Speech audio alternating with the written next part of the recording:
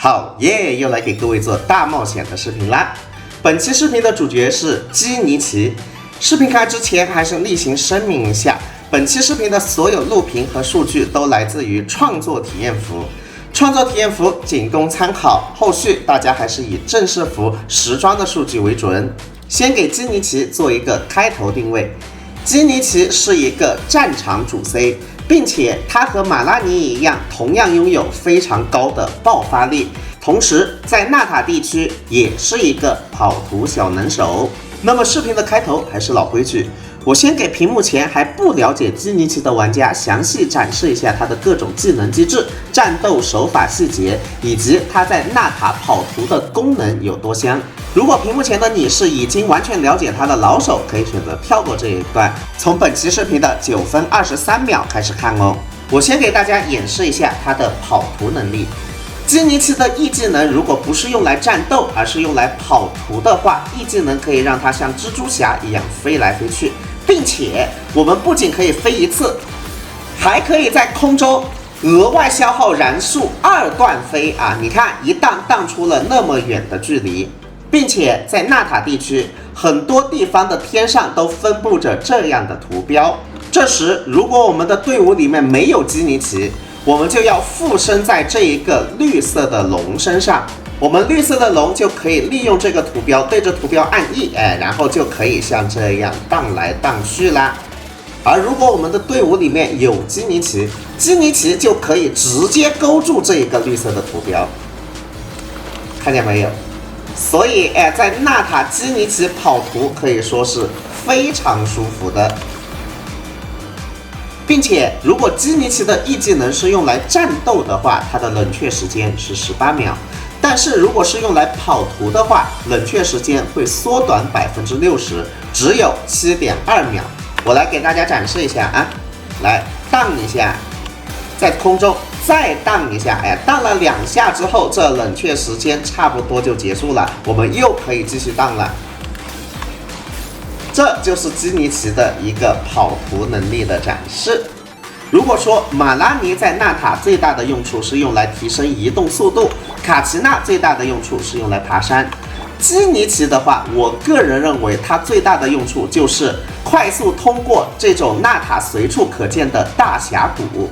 你可以试想一下，如果我们没有基尼奇而只有卡奇娜的话，卡奇娜虽然是爬山小能手，但是这么陡峭的山它也是要爬半天的。但是如果你有基尼奇的话，来我们1下2下，瞬间就过去了啊！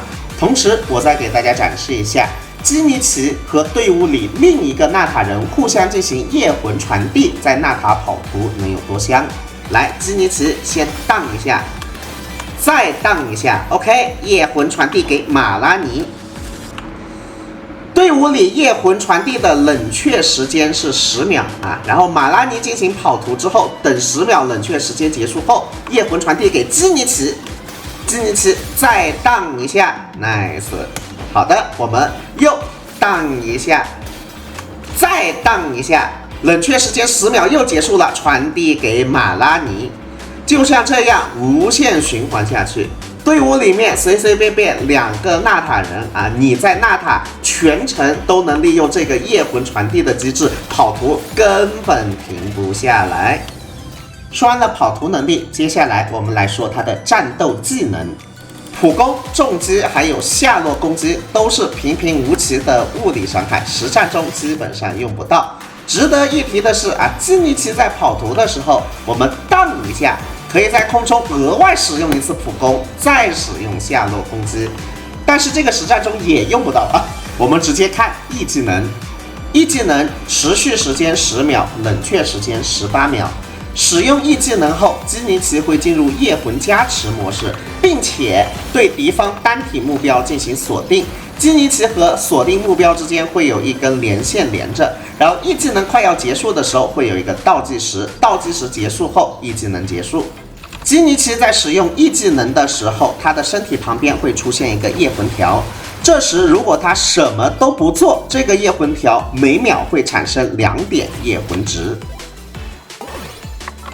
这一个夜魂条会在基尼奇的夜魂值达到20点的时候堆满，堆满了之后，基尼奇可以发射一个叫做回裂贯灵炮的高伤害草元素攻击，并清空20点液魂值。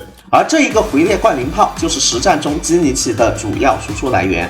我们看一下8级 E 技能，回裂贯灵炮的数值就达到了1099.9%，相当的恐怖，兄弟们。实战中，基尼奇攒液魂值的方式，除了每秒2点的自然回复以外，还有以下3种方式。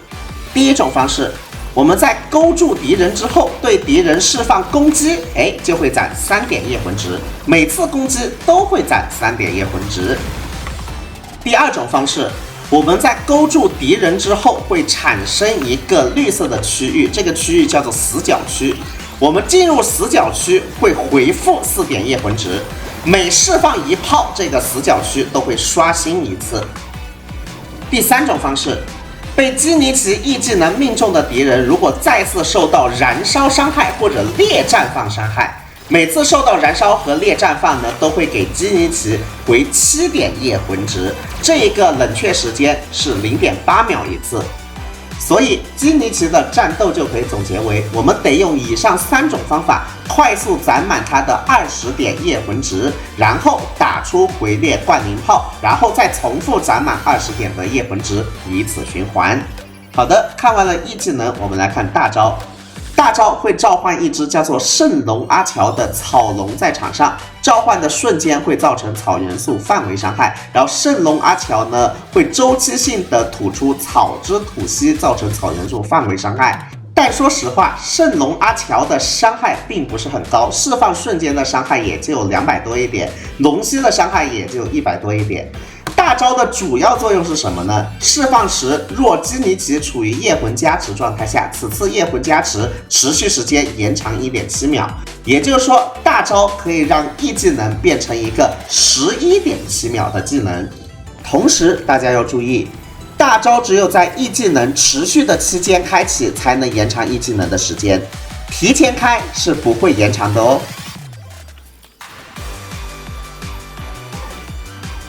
经过本人多次测试，我发现基尼奇在实战的时候，如果 E 技能期间不续大招，他大概率能打出4炮。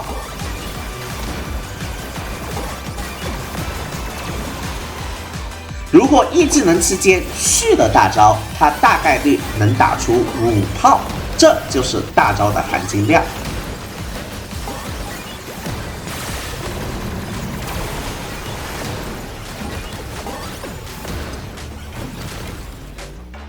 最后没讲的还有一个额外天赋，当队伍里有附近角色触发夜魂迸发后，将为基尼奇附上一层猎人心得，持续15秒，最多叠加2层。基尼奇在释放回裂贯灵炮的时候，每一层会基于基尼奇攻击力320%对回裂贯灵炮造成的伤害提高。剩下的几个天赋呢，恶地的代价就是刚刚提到的燃烧和烈绽放可以回7点液魂值的天赋，然后这2个呢是跑图的天赋，都在视频之前给大家展示完全了。接下来我给大家总结一下基尼奇在实战中的操作手法。首先，我们得保证队伍能够提供燃烧反应或者烈绽放反应。接下来，我们切出基尼奇，用 E 技能勾住敌人，勾住敌人的过程中不断平 A， 然后不断的往死角区移动，等液魂值攒满，按 E 释放那一个回裂贯灵炮，然后期间按大招续一下 E 技能的持续时间，这就是基尼奇的一个实战操作手法了。我们也可以看一下这只草龙啊，其实长得还是很可爱的。根据我的个人经验，实战中要打出5炮并不简单。一般来说，打出1炮后，立刻按 Q 开大，延长一下 E 技能的时间，这样才有可能打出5炮。大家可以做一下笔记。以上就是基尼奇的跑图能力、操作手法还有技能机制的详解了，希望对你有所帮助。我个人感觉已经是保姆级的讲解了，如果对你有所帮助的话，还不要忘记给我点一个免费的赞哦，非常感谢大家。接下来我们进入实战环节，先给大家看一下我的基尼奇的面板。目前我的基尼奇是一个灵命，带着精炼1阶的专武，圣遗物带着黑曜秘典4件套，天赋888这样一个基尼奇。具体属性面板呢是这样一个样子的，将近满爆的一个基尼奇了。我们先来看一下这个基尼奇它在大世界的伤害怎么样。先把燃烧给挂上，班尼特的拐也给上上。一个平 A 11000，一炮18万，第二炮15万，第三炮又是15万。我还有2炮没有打出去呢啊！妙脆角被我带走了。接下来我们进入深渊实战。第一个飞天独眼小宝，我们可以先省一省班尼特的拐，先不用上拐。第一炮17万，第二炮13.5万，再来13.5万带走。好的，来钟离先补一个盾吧，钟离补一个盾，然后我们可以把班尼特的拐上去。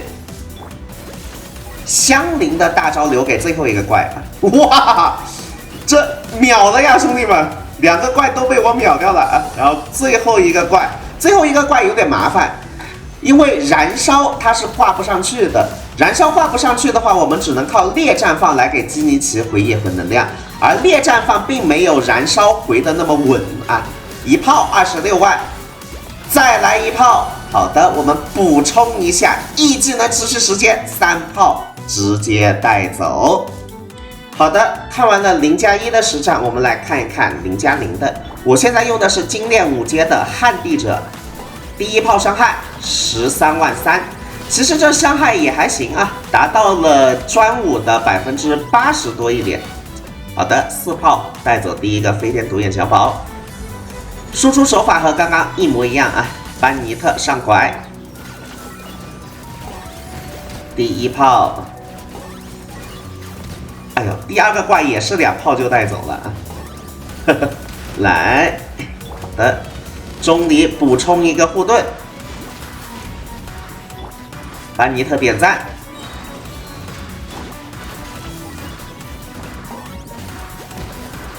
，23万多第一炮，第二炮啊，第二炮没暴击，哎呦，难受难受难受！哎呀，如果暴击了的话，就3炮带走了呀，这个有点难受。这就是0+0的实战表现。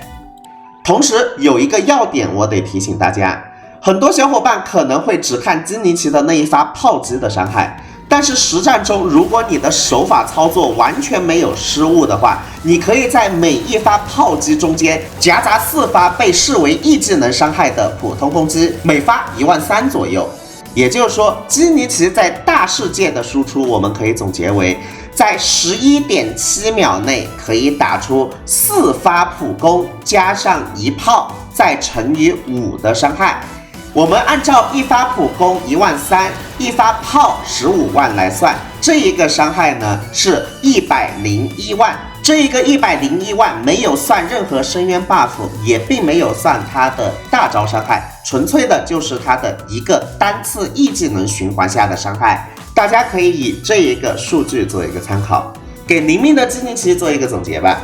它的优点就是伤害毋庸置疑的非常高，操作起来也非常丝滑，挂一个火无脑 A 无脑 E 就完事儿了，操作简单。然后呢，大世界跑图也非常的舒服。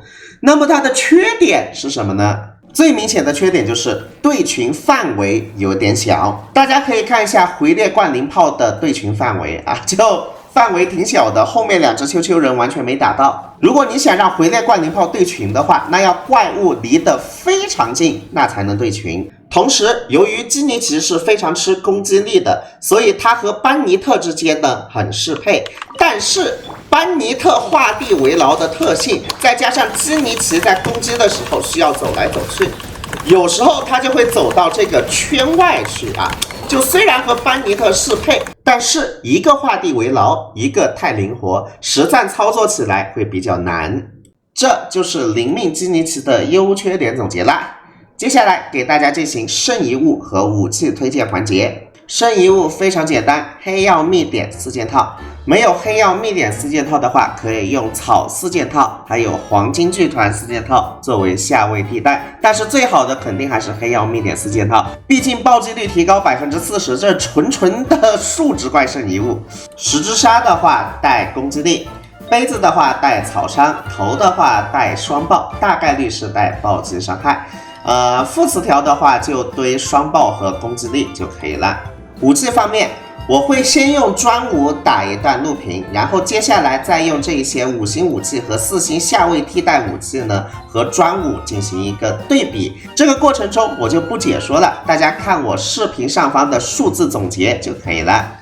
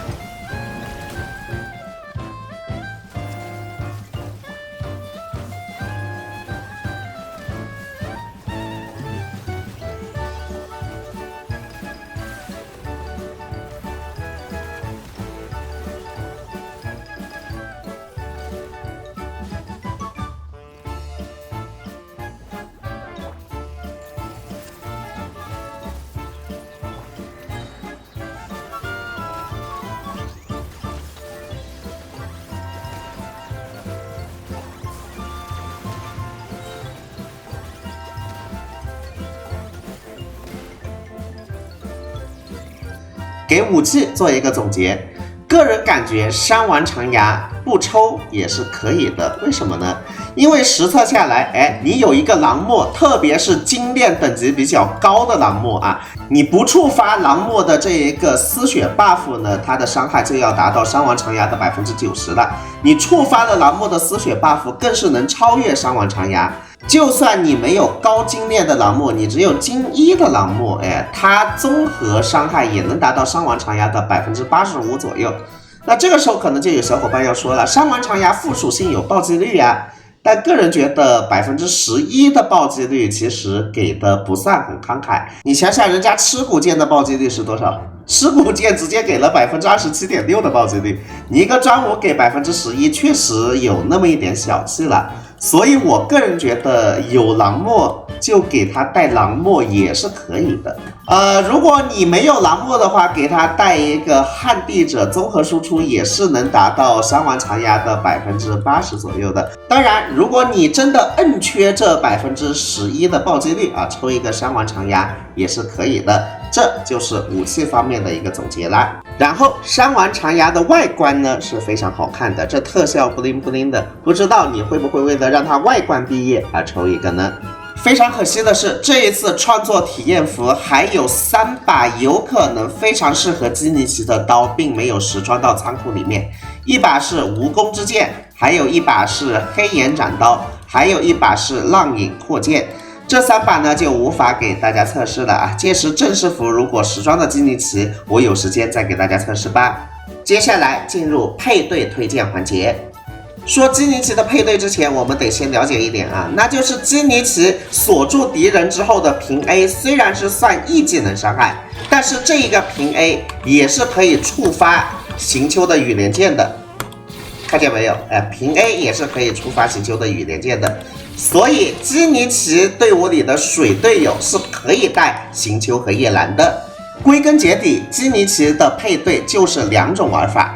第一种玩法纯燃烧玩法，第二种玩法燃烧加上烈绽放玩法。除了燃烧和烈绽放以外的其他反应玩法是不推荐的啊，因为其他反应玩法会直接让他少打出2炮啊，这个大家要注意。先来说纯燃烧反应配对，最佳队友就是班尼特。班尼特和基尼奇光2个人就能提供源源不断的燃烧反应，而且基尼奇非常吃班尼特的加攻击，所以基尼奇和班尼特是绝配。我们可以在队伍里再加一个也非常吃燃烧反应的艾梅利埃，最后再加一个增伤辅助就完事啦。当然，艾梅利埃和钟离这2个位置都可以换成其他你认为合适的队友，比方说可以换香菱增加加一下负 C 的输出。又比方说，如果没有艾梅利埃，我们可以换一个草神啊什么的，这就是纯燃烧队的配对思路。说完了燃烧队，我们再来说一下猎战放队。就算是玩猎战放队，我们班尼特也还是要的啊，因为班尼特的加攻击真的对基尼奇来说实在是太香了。那么剩下2个队友应该怎么搭呢？既然是要打猎战放，那肯定是加水系队友，行秋、夜兰、水神都是非常不错的选择。但是如果你加了水系队友，班尼特一个人的火肯定就压不住水了。所以猎战放队伍里一定要带一个香菱啊，也就是说猎战放队伍里只有那一个水系队友是可以替换的。以上就是基尼奇的一个配对思路了，希望对大家有所帮助。接下来我们进入命座提升环节。一命有一个跑图能力，还有一个输出能力。跑图能力是在空中进行摆荡落地后，移动速度提升 30%。我们来看一下，首先这是0命的基尼奇，像蜘蛛侠一样摆荡落地之后，它不会有一个移速提升。而这是1命的基尼奇，摆荡了之后，它有 30% 的移速提升，非常的明显。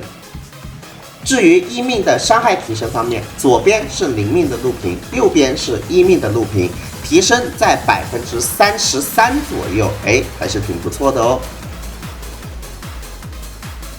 接下来我们来看2命，基尼奇在元素战绩命中敌人时，使其草元素抗性降低 30%， 持续6秒。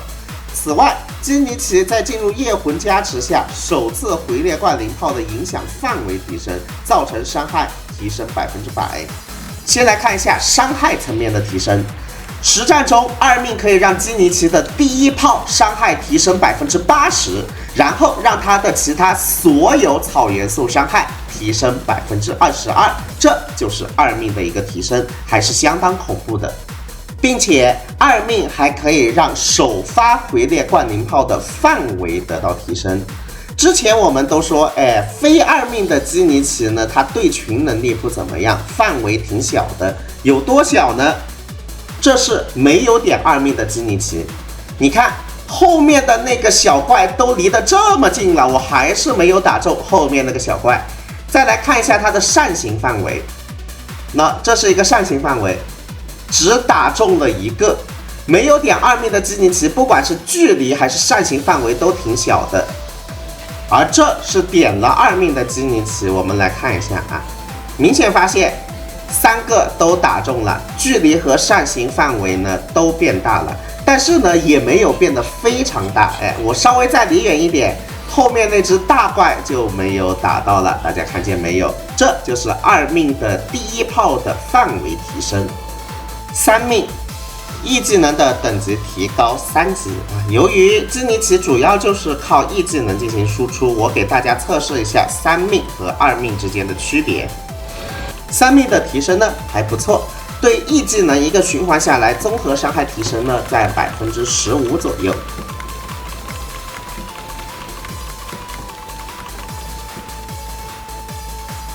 接下来4命，在夜魂加持状态下，基尼奇的环绕射击就是他那个平 A， 还有回猎冠灵炮都将为他恢复5点元素能量，每 2.8 秒至多通过这种方式恢复1次元素能量，并且大招的伤害提升 70%。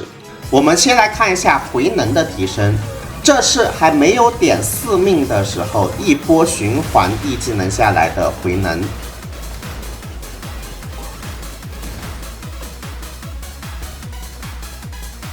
而这是点了4命之后一波 E 技能循环下来的回能，可以发现提升还是相当明显的。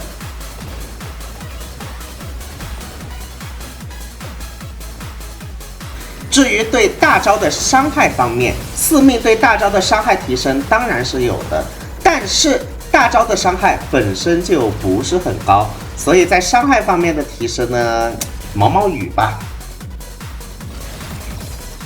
5命提升大招的伤害没啥好说的，鸡肋命座。